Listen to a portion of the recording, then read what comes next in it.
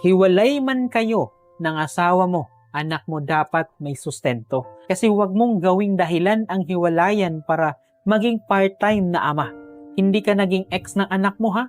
May pang-inom ka kasi minsan, may pang-motor ka, may pang-flex ka sa social media, pero pagdating sa sustento, wala pa eh. Short ako, sa susunod na lang. Hindi ka short po ha. Pinipili mo lang kung saan ka gagastos. Kasi ito po ang totoo. Ang lalaking hindi kayang sustentuhan ng anak, walang karapatang magyabang ng pagiging lalaki. Hindi mo kailangang mahalin ang ex mo, pero obligasyon mong panindigan ng dugo mo. Kasi ang anak mo po, hindi investment na kapag hindi nag-work ang relasyon, pwede mo nang iwan.